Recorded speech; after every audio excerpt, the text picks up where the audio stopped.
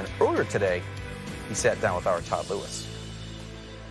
Scottie, we're about to embark on the playoffs. What kind of energy do you bring to the playoffs compared to the regular season?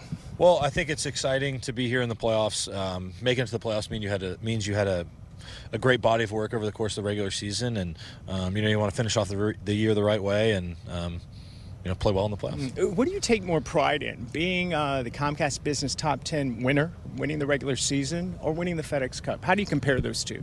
I think they're tough to compare. I think it's great to have the reward that Comcast Business gives us at the end of the year. I think rewarding great play over the course of the entire season, especially in our sport, is really important, and we're very thankful for that. But then, like I said, you want to finish off the year the right way, and being able to win the FedEx Cup is very important to us as well. And I think with the new format this year, what's great about our sport and our tournaments is you get to you basically get to start over each week. And I think going into East Lake, you have the top 30 guys from the regular season. So you have 30 guys that had really tremendous seasons on tour, all competing for the FedEx Cup and starting at even par. And I think it's great competition to finish off our season. Do you like that format change? Because you've had advantages heading into East Lake before. Yeah, a little weird not having my handicap this year going to the tournament. But no, I think it's really good. I think that having a great tournament to finish off the season on a great golf course is something that's really important to us. And I really want to win the Tour Championship. I really want to be able to win the FedEx Cup, and I'm looking forward to the challenge of these last 3 weeks, and excited to try to finish off the season the right way. The last time we saw you competitively, you were walking around the 18th green with the claret jug. Have you had a chance to decompress and mentally,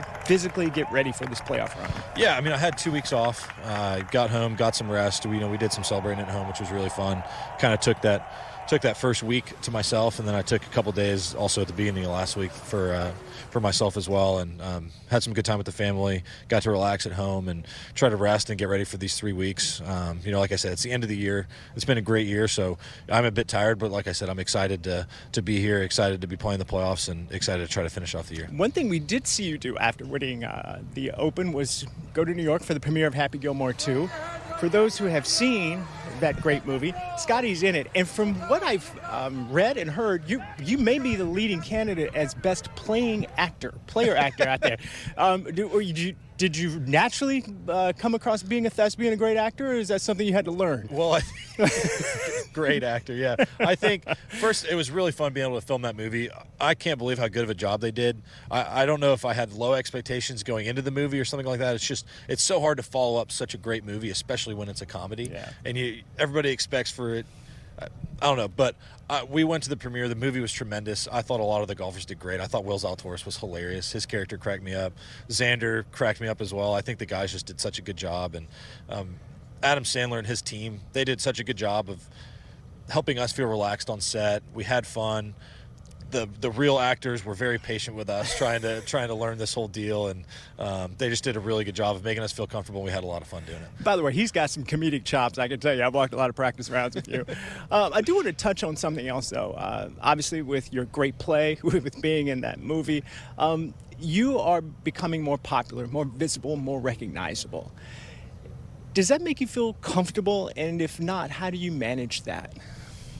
Yeah, I wouldn't say that I feel uncomfortable in that role whatsoever. I think when I come out here and play tournaments, I think it's a little bit of a double life is how I would describe it. When I come out here and play tournaments, there may be more people watching me, there may be more people shouting, but that's a great thing to be able to do. That means I've been doing things right on the golf course, and it's a lot of fun to be able to play out here in front of crowds. But then when I go home, it's important for me to be at home. It's important for me to be with my family, and we have the same friends we had growing up. Life for us at home hasn't really changed much in the last 5 or so years, and so things at home still feel pretty normal. As always, enjoy our conversations. Have a great week. Yeah, thanks, Tom. Here's a look at Scottie Scheffler's first-round tee time at TPC Southland, playing alongside Sepp Straka, who, even with a victory, Sepp Straka would not be able to overtake Scottie Scheffler for number one in the FedEx Cup standings. And, Eamon, look, there's been two protagonists of this 2025 PGA Tour season, Scottie Scheffler and Rory McIlroy. Are you surprised that only one of them is playing this week in Memphis? I'm surprised only one of them has actually chosen to stay home at this point, Ryan, to be honest. I mean, Rory McIlroy made clear quite some time ago, last year actually, that he probably wasn't going to play the FedEx St. Jude. He said, he hadn't performed well on the golf course, but crucially, it had not particularly hurt him in the FedEx Cup standings. And the Tour has now institutionalized that kind of freedom for the top guys, because there are no longer staggered strokes in effect at East Lake. none of these guys can really be disadvantaged. Those who are guaranteed to be at East Lake, those who are pretty much in the top, say, 10 or 15 of the standings right now, they know they're going to East Lake. They know they're going to start from a level playing field at East Lake. So there's no incentive to go out there and actually play golf in August in Memphis, other than the fact that you might feel an obligation to the tour. You want to be competitively sharp. You want to, pay tribute to FedEx as the sponsor of it in that city. You want to compete in a $20 million tournament? You do, but if the money doesn't matter that much, and to the top level guys there, the first prize money does not actually matter that much. But they're not incentivized to go out there. In fact, you may argue that they're incentivized to stay home, because some of them might actually prize that week's rest going for the FedEx Cup 2 weeks down the road than they do actually playing and getting drained by a week in Memphis. And this is not a new problem. Tiger Woods has skipped playoff events before. VJ did it as well, yeah. VJ did it. Webb Simpson actually skipped a BMW championship one year to prioritize rest and recovery heading into the Tour Championship. The reason I bring it up is because Peter Malnati, a player director on the PGA Tour Policy Board, mentioned he was, quote, very concerned about the prospect of a player of Rory McIlroy's ilk who decides to skip one of the postseason events, and seemed to suggest that the PGA Tour was already looking to close that loophole. To me, that's dangerous territory. The PGA Tour has already tried to have sort of compulsory participation with the elevated events a couple of years ago. That backfired. Players were still skipping them, and they ended up sort of relinquishing that sort of mandate. Where do you think we're going in terms of, are you just going to chalk it up to, yeah, players have earned a bye and they can take them, or do you think that we'll see someday players have to play all three? Oh, this is a beautiful moment that's coming to the PGA Tour, because we have a situation now where the players think they are owners, and we have a situation where there are actual people who think they're owners, the investors, who've put $1.5 billion into the PGA Tour. And at some point, their interests are going to start going in separate directions. And this is a perfect example of why. You take a look at Scottie Scheffler last year. Tour Championship ended September 1st. Now, he cut his hand on Christmas Day, didn't reappear until the Pebble Beach tournament in February. So the last 6 weeks of Scottie Scheffler's absence from the PGA Tour was injury-related. Leave aside the Hero that he played early December, an exhibition event in the Bahamas. That was 6 months, basically, where Scottie Scheffler was at home. He's the #1 asset of the PGA Tour. Xander Schauffele didn't play very much as well last fall. He played the Zozo, but otherwise was largely injured.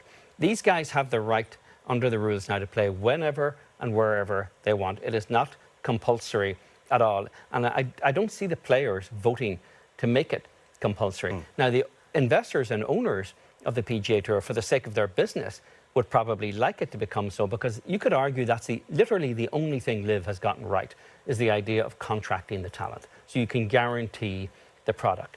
They're guaranteeing a product that isn't very successful right now. The PGA Tour has a successful product that, strangely enough, is not guaranteed in any market, because they don't know who is showing up. I'm not sure the players are actually minded to give them that kind of power over them at any point. But it does seem to me a crucial issue here in terms of who is making the decisions for the best interests of the business of the PGA Tour rather than the best interests of individual players. It's certainly an interesting time, because you have a person who come into the PGA Tour as a CEO, and Brian Rolapp, where everything is now on the table. He's been asking, just because we've been doing this for decades doesn't mean we no longer continue to do it. Do you shorten the season? Do you condense the season? Do you have players, essentially having 100-man tournaments for all the big events that we don't have this idea of skipping tournaments? Do the playoffs get blown up entirely and you do something different? Do you wipe the points clean in the postseason? Again, everything is on the table. That's why I think it's going to be very interesting to see what the outcome is, because the players have largely had say in what this is going to look like and what's best for them. That doesn't mean the players have sort of the best interest for entertainment or the fans in mind. That's what the new CEO who comes from the NFL, the biggest entertainment product in the U.S., would have certainly a say in that. And certainly the folks at SSG, U.S. sports team owners, would certainly have the fingers on the pulse of the fans as well. Well, if there's one lesson we've learned in this game over the last 3-4 years, is that players will make selfish decisions based upon where they are in their career at a certain point and what their interests are. And I also think what is a fundamental thing Rolapp has to get right is to reassert executive authority at the Tour, because we have players who think they are executives and we have investors who think they are day-to-day managers. And after the framework agreement backlash, Jay Monahan spent so much time trying to build alliances again with players and to keep these players happy and stop them fleeing the PGA Tour, that there was a diminishment of executive function at the PGA Tour. One of the things Brian Rolopp is going to have to figure out how to do is make it clear to both sides, both the investors and the players, that he's the one calling the shots. Power struggle. I know you love the power struggle. It's going to be delicious. It's going to be very juicy indeed.